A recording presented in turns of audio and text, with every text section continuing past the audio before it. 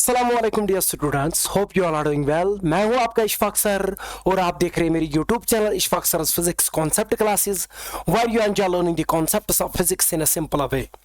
तो आज हम आपके लिए एक और एमसीक्यू सीरीज लेके आ रहे हैं।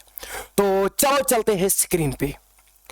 तो यहां पर अगर आप देखेंगे तो आज आईएसपीसीसी लेके आ रहा है एमसीक्यूज की series.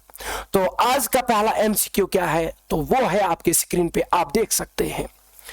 In the given figure the inclined plane is smooth. तो यहां पर एक एक पॉइंट को समझते हैं। तो पहली बात यह है कि in the given figure the inclined plane is smooth. तो स्मूथ का मतलब सब बच्चों को पता है कि there is no any friction. सही बात है कि नहीं है? And mass M is at rest. तो एक मास जो यहां पर फिगर में दिया गया है वो किस में है? रेस्ट में। तो आपको यह कहा जा रहा है कि बताइए स्प्रिंग में कितना एक्सटेंशन आ जाएगा। ठीक है, चलो इसकी फिगर हम खुद यहां पर बना लेते हैं। ठीक है, तो यहां पर अगर आप देखेंगे ये हमारे पास एक इंक्लाइंड प्लेन है, तो इसके ऊपर एक ब्लॉक है और उस ब्लॉक का मास कितना है? m। और वो ब्लॉक किसके साथ अटैच किया गया है? एक स्प्रिंग के साथ। ठीक है, और उस स्प्रिंग का कांस्टेंट जो है, स्प्रिंग कांस्टेंट वो कितना है? वो दिया गया है k। तो आपने ये बता देना है। और ये जो एंगल यहां पर है दैट इज थीटा। हमें ये कहा जा रहा है कि ये जो ब्लॉक है ये रेस्ट में है, तो बताइए इस स्प्रिंग में कितना एक्सटेंशन होगा। ये सिंपल है, आपने कुछ नहीं करना, आपने इसकी फ्री बॉडी डायग्राम बनानी है। तो जब हम इस ब्लॉक की फ्री बॉडी डायग्राम बनाते हैं तो सबसे पहले इस पे नीचे की तरफ क्या लगेगा? Weight and that is mg। और इधर की तरफ लगेगा normal force and that is totally n। और पीछे ऊपर की ओर लगेगा एक और फोर्स, क्योंकि स्प्रिंग है, स्प्रिंग में एक्सटेंशन आ जाएगा and that is kx। Spring force is kx। तो अब आपने क्या करना है, यहां पर अगर आप देखेंगे यहां पर हम इस वेट को mg को रिजॉल्व करेंगे into two rectangular components. One जाएगा perpendicular to the inclined plane and second जाएगा अलोंग द इंक्लाइंड प्लेन। सही बात है कि नहीं है? अगर ये थीटा है तो ये भी जिगर मेरा थीटा होगा। Theta component is called cos component. अगर ये mg है तो इधर की तरफ जाएगा mg कॉस ऑफ थीटा और इधर की तरफ जाएगा mg sine of theta. Now the question is quite cake work for you. तो क्वेश्चन क्या है वो आप देख सकते हैं। ये कह रहा है कि ये ब्लॉक जो है बताइए ये रेस्ट में है, तो इस स्प्रिंग में कितना एक्सटेंशन आ जाएगा। तो इसका मतलब कि along the inclined plane net force किसके बराबर होना चाहिए? 0 के बराबर, क्योंकि रेस्ट में है। तो along the inclined plane F net must be 0। तो जब भी फोर्स की बात करेंगे वेक्टर क्वांटिटी है तो डायरेक्शन का खास ख्याल रखना। तो अलोंग द इंक्लाइंड प्लेन दो फोर्सेस लग रहे हैं। एक लग रहा है स्प्रिंग फोर्स, चलो हम वो किधर की तरफ लग रहा है? इधर की ओर, तो हम इसको पॉजिटिव लेंगे। तो इसके अपोजिट जो लगेगा वो है mg साइन ऑफ थीटा, वो नेगेटिव लेंगे mg साइन ऑफ थीटा। है कोई फोर्स जो इस एक्सिस के अलग लग रहा है? कोई और फोर्स है ही नहीं। तो इनका नेट किसके बराबर होना चाहिए? 0 के बराबर। क्योंकि आपको मैं एक और बात बता दूं, स्प्रिंग फोर्स तब तक नहीं आएगा जब तक स्प्रिंग में एक्सटेंशन ना आ जाएगा। तो इसलिए मैं कह रहा हूं कि mg साइन ऑफ थीटा अगर इसको नीचे की तरफ खींच रहा है तो इसका मतलब कि स्प्रिंग में कुछ x आ जाएगा और वो उसको बाद में बैलेंस करेगा। तो मुझे लगता है कि यहां पर kx is equal to mg sine of theta और यहां से x जो होगा that is mg sine of theta by k। तो मुझे लगता है कि extension in the spring should be mg sine of theta, mg sine of theta divided by k। है कोई ऑप्शन यहां पर? mg साइन ऑफ थीटा पहला ही ऑप्शन, जरा देखते हैं।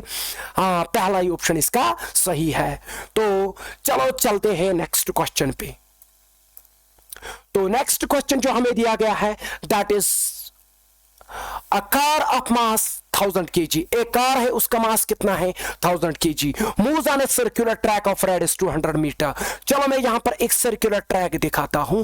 एक सर्कुलर ट्रैक पे एक गाड़ी चल रही है, एक कार चल रही है। ठीक है, एक कार चल रही है। एक second, suppose this is the circular track और इस सर्कुलर ट्रैक का रेडियस कितना है? That is simply 20 metre. सही बात है कि नहीं है? चलो यहां पर हम ये सरफेस दिखाते हैं और इसके ऊपर हम एक कार बनाते हैं। ठीक है, तो यहां पर मैं एक कार बना दिया। ठीक है, चलो ये यहां पर एक कार है। तो ये आगे की तरफ आ रही है, इधर की ओर आ रही है।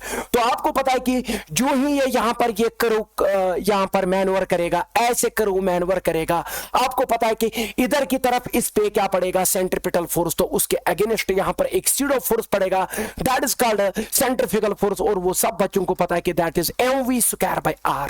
तो इस पे सीडो फोर्स इधर की तरफ पड़ेगा। सिंस यहां पर कोएफिशिएंट ऑफ फ्रिक्शन भी दिया गया है, तो इसका मतलब यह है कि यहां पर टेंजेंशियल टू द सरफेस पीछे की तरफ यानी कि टुवर्ड्स द सेंटर इधर की तरफ लगेगा कौन सा, सेंट्रीपिटल फोर्स, और वो यहां पर क्या बनेगा, फ्रिक्शन।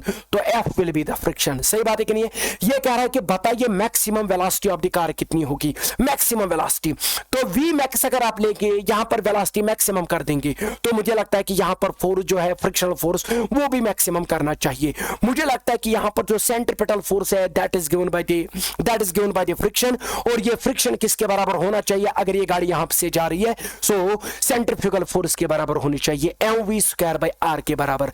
अगर आप v को मैक्स बनाना चाहते तो mv max square divided by r, तो इसका मतलब कि इधर भी फ्रिक्शन को मैक्सिमम बनाना पड़ेगा, तो मैक्सिमम फ्रिक्शन लेनी पड़ेगी। और सब बच्चों को पता है कि मैक्सिमम फ्रिक्शन कौन सी होती है, you know very well, that is what, limiting static friction. वो किसके बराबर होती है, म्यू एन के बराबर, म्यू एस एन के बराबर। सो वो किसके बराबर होगा, mv max square by R के बराबर। सही बात है कि नहीं? सो अगर आप म्यू एस ऐसे ही रखेंगे, एन का वैल्यू कितना होता है, mg। अब आप बोलेंगे क्यों, क्योंकि यहां पर जो नॉर्मल फोर्स लगेगा, कांटेक्ट फोर्स, वो ऊपर की ओर लगेगा और नीचे की ओर क्या लगेगा, mg weight. Since there is no motion in the vertical direction so n must be equal to mg, तो n किसके बराबर होगा, mg के बराबर। मैं यहां पर एक और पॉइंट फिर से मेंशन करना चाहता हूं, वो ये है कि सब मैक्सिमम बच्चों को ये लगता है कि नॉर्मल फोर्स को वेट बैलेंस करता है। नहीं, ऐसी बात नहीं है। It depends upon the situation.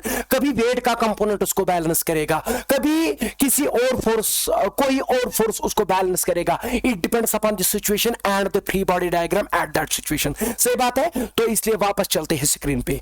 तो यहां पर अगर आप देखेंगे एन को कौन रिप्लेस करेगा, mg, तो it will be equal to mv max square by r। और फिर भी मैं सब बच्चों को बोलता हूं कि कभी भी पहले ही वैल्यू मत डालिएगा, पहले फार्मूला को बनाइएगा।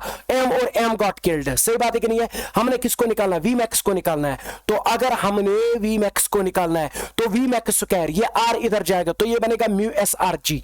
तो mu s r g is equal to, इधर क्या बचा, v मैक्स स्क्वायर, तो v मैक्स लिखेंगे, ठीक है कि नहीं है? तो स्क्वायर इधर जाएगा तो स्क्वायर रूट बनेगा। सही बात है कि नहीं है? तो हमने मैक्सिमम स्पीड निकालनी है। जरा बताइए, वैल्यू दे दीजिए, वैल्यू पुट करिएगा। म्यू एस का वैल्यू क्या है, दैट इज यहां पर 0.64, तो 0.64 इंटू रेडियस का मैक्सिमम, रेडियस का वैल्यू कितना है 20, तो 20 लिखेंगे। जी का वैल्यू हम खुद देते हैं 10, तो कोई मसला ही नहीं है।